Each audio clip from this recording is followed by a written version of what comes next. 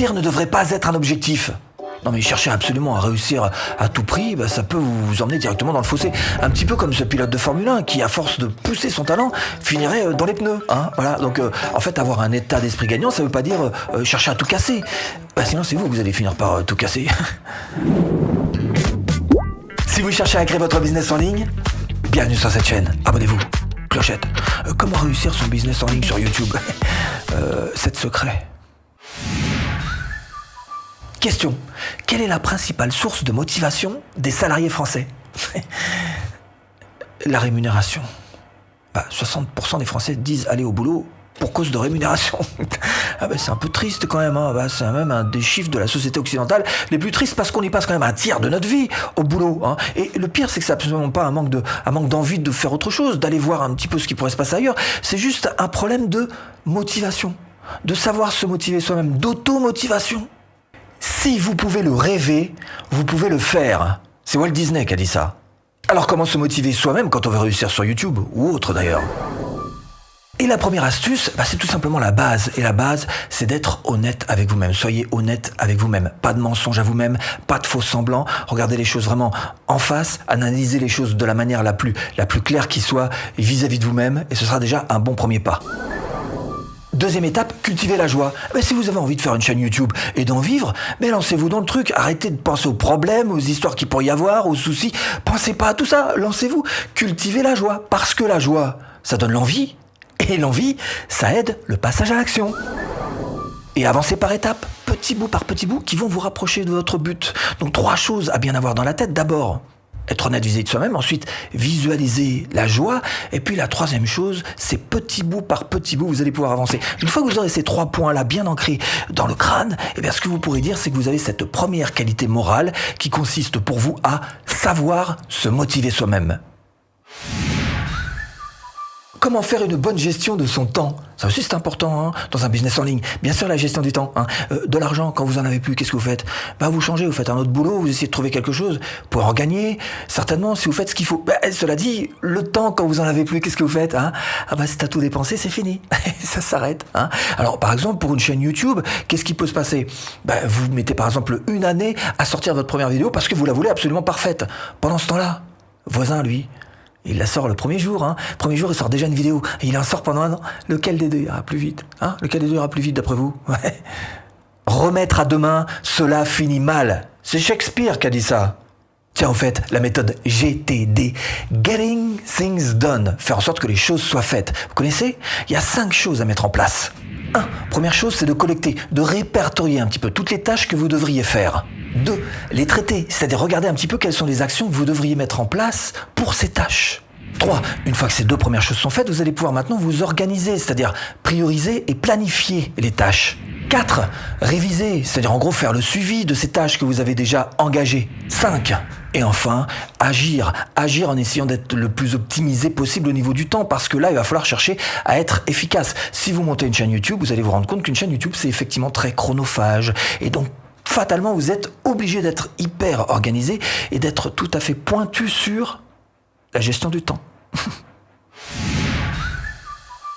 55% des Français ont déjà pensé à se reconvertir, à changer de boulot, et pourtant, ils ne l'ont pas fait.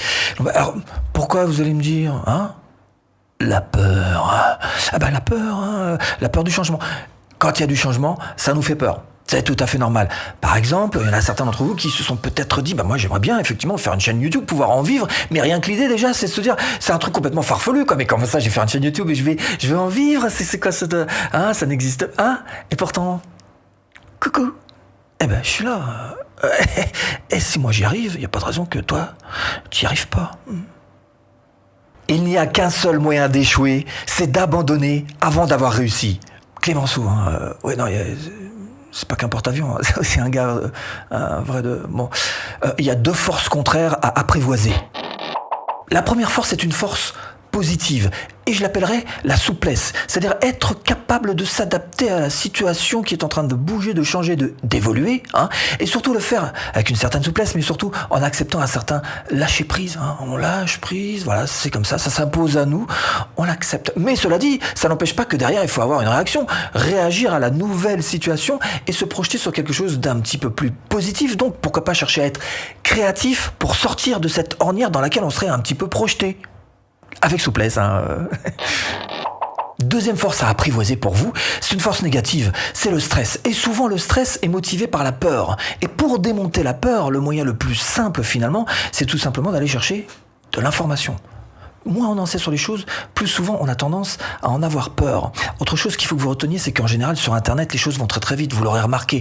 Donc ça veut dire que vous-même, vous allez être obligé de vous adapter à cette vitesse qui vous entoure sur le net et sur votre chaîne YouTube plus particulièrement. Bref, ce deuxième point qui me paraît être important pour vous, dans votre état d'esprit, gravé très très fort, c'est l'adaptabilité.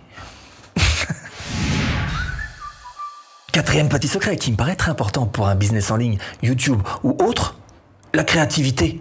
Ça vous dit quelque chose, ça? Alors, de nos jours, c'est extrêmement compliqué d'être créatif. Finalement, si vous regardez bien, on rentre tous dans le même moule. On fait les mêmes choses au même moment, au même endroit. On est tous sur les réseaux sociaux qui nous formatent pour faire comme ceci, se ressembler les uns les autres, faire comme cela, comme lui, par exemple. Bref, tout ça, ça ne nous aide pas à développer ce qu'il y a de plus important, finalement, ce qu'on a en nous, notre propre personnalité, qui passe par la créativité.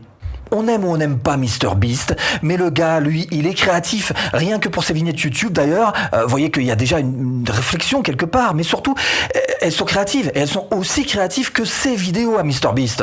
Bien sûr, il faut avoir une véritable équipe et bien fournie pour faire l'équivalent de ce que fait MrBeast. Mais la magie de la créativité, finalement, c'est qu'avec 3 fois rien, une idée, ça coûte rien là, et souvent ça coûte rien à réaliser si elle reste raisonnable, évidemment. Donc finalement, la créativité, c'est donné à tous et à toutes. La créativité, c'est l'intelligence qui s'amuse. C'est Albert Einstein qui a dit ça. Bon, et en fait, passer de MrBeast à Einstein, c'est un petit peu osé, Ou créatif. Et la créativité, c'est quoi? Souvent, c'est juste des anciennes idées, de l'expérience qu'on a engrangée et qui est stockée quelque part dans notre inconscient et qui ressort au moment opportun, donc, qui a un genre de mélange, de synthèse de tout un tas d'idées et qui viennent s'adapter à la nouvelle situation qui nous est proposée. De pas plus que ça. Alors, nous, notre challenge, c'est quoi en fait? Notre challenge, c'est de savoir se donner accès à notre propre créativité. Travailler ça. La créativité, c'est un muscle. Un muscle, ça s'entraîne. Bien sûr, il faut le mettre dans les bonnes conditions pour qu'il puisse bien fonctionner, votre petit muscle. Par exemple, la méditation. Alors même si vous ne faites pas de la méditation, essayez au moins de vous trouver des petits endroits tranquilles, relax, où vous allez pouvoir vider vos idées, faire le vide, et vous allez voir qu'il y a certaines choses qui vont sortir, peut-être pas au moment présent, mais un petit peu plus tard. En tous les cas, des idées beaucoup plus créatives qui vont vous aider à y voir plus clair, à aller de l'avant. Tiens, il y a quelques années, j'avais un ami qui voulait absolument monter un business. Alors lui, comme objectif, il s'était dit une idée par jour. Je te sors une idée par jour. Il l'a fait, Et puis pendant longtemps, pendant plus d'1 an, tous les jours, il me sortait une nouvelle idée. Attends, j'ai telle. Ah ouais. Bon, il manquait un petit truc quand même, c'est de passage à action, mais bon, en tous les cas, il était capable de trouver une idée par jour. Comme quoi, il suffit juste donc de se donner les moyens de le faire. Et ça, c'est le deuxième petit secret super important pour monter un business, qui soit YouTube ou autre, c'est de vous laisser une place pour la créativité. Bon, et puis pour réussir sur YouTube, il y a une autre qualité qui peut vous servir, c'est le leadership. Et c'est là que vous me dites, non. Oh non, ça pas moi. Non, ça m'intéresse pas, j'ai pas envie, et puis je me sens pas d'être personne, bla. Bon, j'ai une bonne nouvelle, sinon, le leadership, ça se travaille. Un leader, c'est quoi un leader? Un leader, c'est un défricheur. C'est celui qui va défricher le chemin pour les autres, pour que ceux qui vont le suivre derrière, aient un chemin beaucoup plus confortable à emprunter. Et ça se travaille. Un leader est un dealer d'espoir. Napoléon Bonaparte. Donc je vous propose 3 qualités à travailler pour devenir un dealer d'espoir. 1. L'empathie. Ouvrir grandes ses oreilles, savoir écouter les autres. Par exemple, sur votre chaîne, savoir être à l'écoute de vos spectateurs, savoir exactement ce qu'ils veulent, ce qu'ils attendent de vous, ce qu'ils souhaitent. L'empathie. 2. Avoir une vision claire. Et si vous avez une vision claire, vous y verrez bien plus loin que la moyenne des gens. Vous y verrez au-delà des frontières, là où la plupart des gens aimeraient aller. Et vous allez donc leur éclaircir le chemin. Vision claire. Et grâce grâce à cette vision claire, vous allez pouvoir emprunter des chemins qui, pour les autres, paraîtront extrêmement risqués. Mais pour vous, pas du tout. Parce que vous aurez les tenants et les aboutissants de ces chemins que vous empruntez. Et dans un business, c'est juste primordial que de réussir à développer son leadership. 6e petit secret, bon là clairement je suis pas le mieux placé pour vous en parler parce que quelquefois il arrive que j'ai des clients qui viennent m'écraser les doigts de pied et j'ai tendance à distribuer un peu les baffes. C'est pas ce qu'il faut faire, pas de pique comme ça, restez tout à fait calme. Il faut absolument maîtriser votre tact, votre diplomatie vis-à-vis c'est rare, mais quand quelquefois ça peut commencer à coupe, je vais dire un truc, coupe. Parce que même s'il y a des jours où vous tombez sur des gens qui sont pas toujours, ou des gens que vous êtes fatigué de répéter les mêmes choses, il y a des moments, il faut malgré tout, quoi qu'il en soit, rester aligné sur sa marque. La diplomatie est l'art de dissimuler la sécheresse des propos sous le sirop de la dialectique.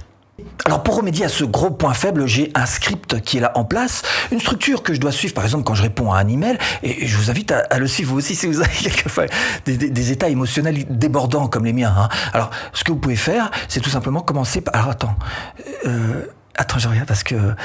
C'est marrant, je sais pas pourquoi j'arrive pas à le mémoriser. Dans un premier temps, il faut entendre ce que la personne dit, d'accord ?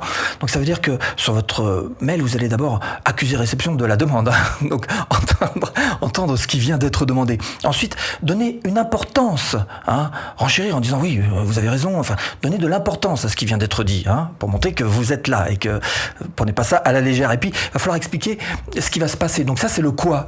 Alors quoi ? Voici ce qui va se passer. Et le pourquoi. Alors pourquoi est-ce que ça va se passer comme ça ? Voilà. Donc là, vous avez un peu entendre, hein, vous avez voilà, et le quoi, le pourquoi, tout ça.